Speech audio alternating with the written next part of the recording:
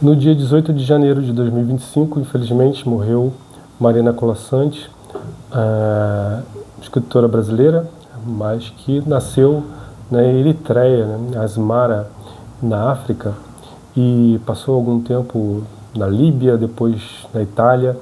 Ela escreveu crônicas, fez livros infanto-juvenis, fez contos, foi jornalista, trabalhou na televisão, trabalhou em revistas, em jornais, e deixou um grande legado artístico, né? E ela, inclusive, começou com um desenho, com as imagens. Ela faz essa conexão palavra e imagem também nos seus livros, mas me parece que a sua trajetória realmente começou com os desenhos. Ela nasceu em 1937, 26 de setembro de 37. Então, passou a infância na Líbia e também na Itália, como falei, nascida na Eritreia, né? E na sua casa tinha sempre livros, era uma casa de artistas. Seu pai era crítico de arte e estava sempre envolvida com vários parentes que lidavam com a questão cultural artística, né? E que saíram de lá da Itália quando a situação da Segunda Guerra Mundial ficou cada vez mais periclitante, e então tiveram que vir em 1948 para o Brasil, e mais especificamente para o Rio de Janeiro, onde fixaram residência. E então a jovem Marina começou a sua trajetória profissional já aqui no Brasil, né?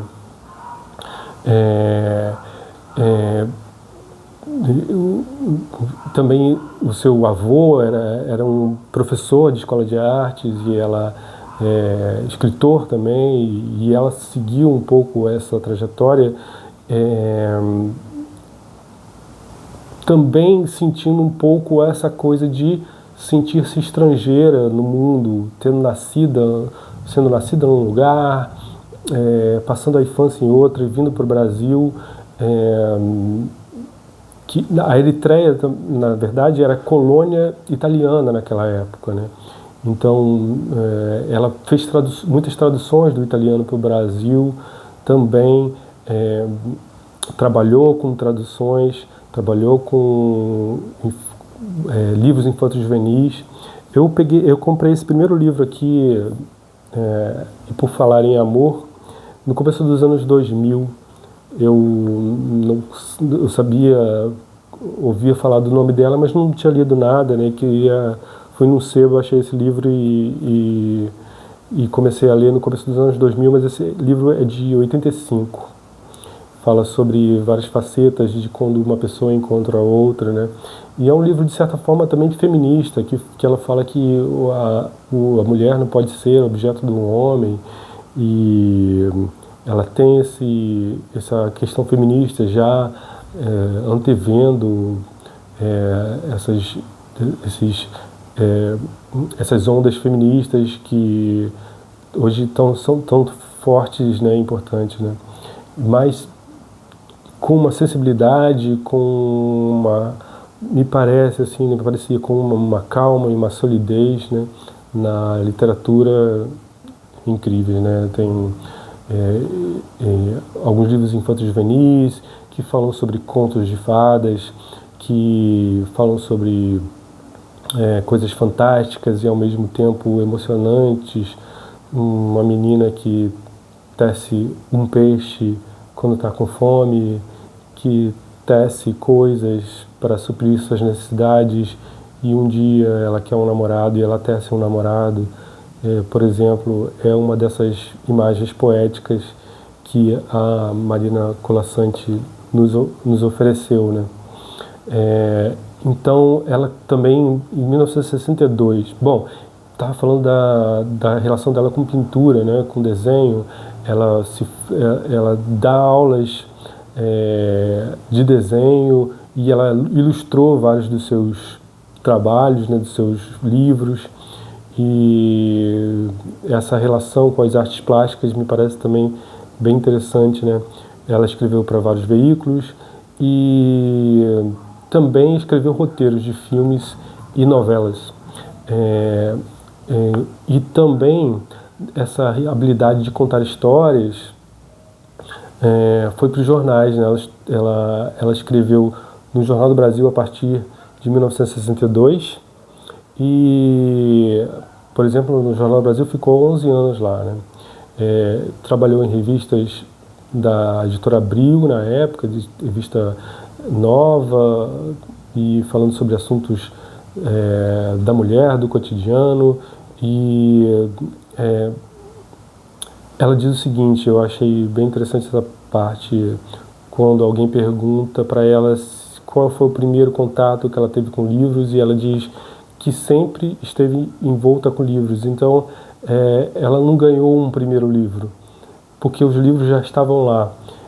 Quando eu não sabia ler, a minha mãe lia para mim, aspas dela. Então, depois que eu aprendi a ler, depois é que eu aprendi a ler. É um contínuo. Não tem um momento que o livro entra. O livro sempre esteve. Entrevista ao Museu da Pessoa.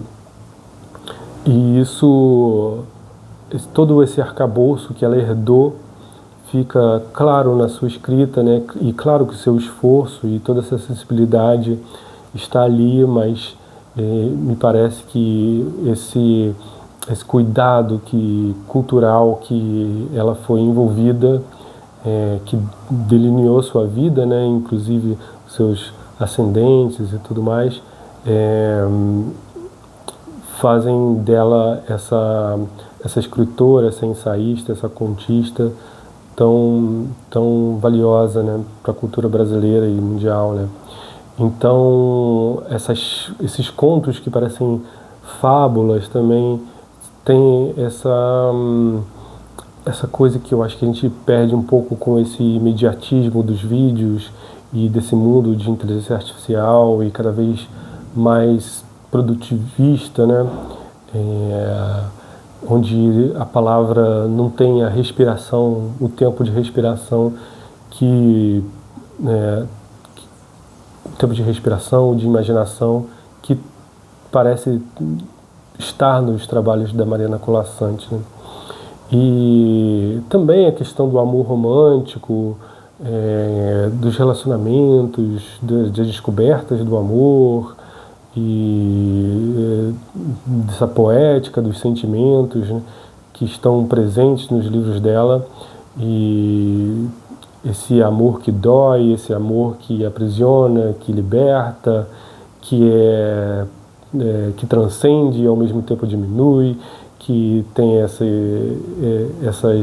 esses paradoxos, estão nesse livro, e Por Falar em Amor, e vários outros livros dela, que muitas vezes não são esse romance tradicional, mas que não tem uma única narrativa, mas várias narrativas, né?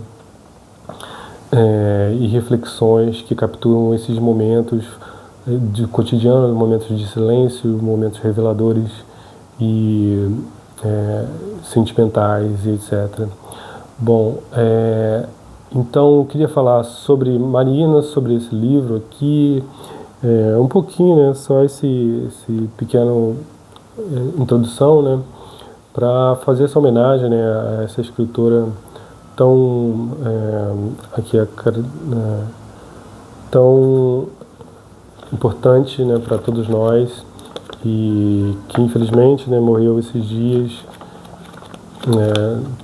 para tristeza, né, de todos nós, não só, né, também seus amigos, familiares mais próximos, né. E então esse foi o vídeo de hoje, essa lembrança, homenagem a Mariana Colasanti.